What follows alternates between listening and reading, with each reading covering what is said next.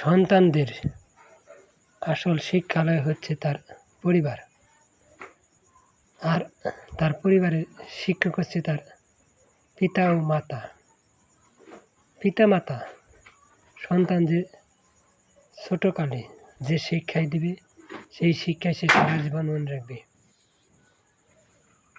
তার সন্তান যদি পাশের বাড়ি থেকে কোনো ফল কিংবা পাশের পুকুর থেকে কোনো মাছ নিয়ে আসে, বাবা মা যদি জিজ্ঞেস করে এগুলো কোথা থেকে আনলি এবং কীভাবে আনলি, যদি সঠিক জবাব না পায় তাহলে যদি তৎক্ষণাৎ সে তার সন্তানদেরকে বিচার করে বা শাসায়, তাহলে সে আর কখনোই পাশের বাড়ির লোকদের কোনো কিছুই হাত দিয়ে স্পর্শ করবে না। আর নিজেদের মধ্যে যদি সম্পর্ক ভালো না থাকে, অর্থাৎ চাচাদের সাথে শত্রুতা, ভাইদের সাথে আশপাশে শত্রুতা থাকে, সেইগুলো ছোটোবেলা থেকে তারা শিখে নেয়। যদি বাবা মা আদর্শবান না হয় তাহলে সন্তান কখনোই আদর্শবান হওয়া সম্ভব নয়। তাই পিতামাতাকে আগে আদর্শবান হতে হবে, সকল দুর্নীতি থেকে দূরে থাকতে হবে, সত্যবাদী হতে হবে। সন্তানও একদিন ধীরে ধীরে সেই শিক্ষাই অনুকরণ করবে। সন্তানদের প্রতি যদি বন্ধু সুলভ আচরণ পিতামাতা না করে তাহলে সেই সন্তানগুলো প্রায়ই বিগড়ে যায়।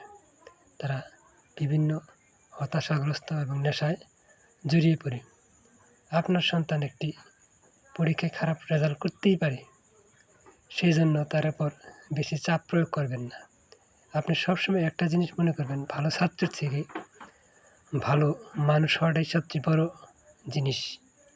এই জিনিসটাই পিতামাতার মাথায় থাকা সবসময় উচিত। আর সন্তানদের প্রতি যত্নশীল হওয়া উচিত। সন্তানদের সাথে কখনোই খারাপ আচরণ করা উচিত নয়। তারা অন্যায় করলে পরিপূর্ণভাবে বিচার করা। আর সবচেয়ে বড় কথা হলো, মাতা পিতা যদি আদর্শবান হয়, তার চাচা চাচি, দাদা দাদি সবাই যদি আদর্শবান হয়, তাদের সন্তানগুলো প্রায় আদর্শবান হয়। তারপরে একটা কথা থেকে যায়, ভাত খাইতে গেলে ভাত দু একটা পড়বেই, সবগুলি তার ভালো হবে না, হওয়া সম্ভব নয়। তাই আমাদের উচিত আমরা যেন ভালো হই, আমাদের দেখা থেকে আমাদের সন্তান ভবিষ্যৎ প্রজন্ম ভালো হবে, এতে দেশ ও জনগণের কল্যাণ হবে। এই বলে আমি আমার এখানে প্রতিবেদন শেষ করছি। আসসালামু আলাইকুম।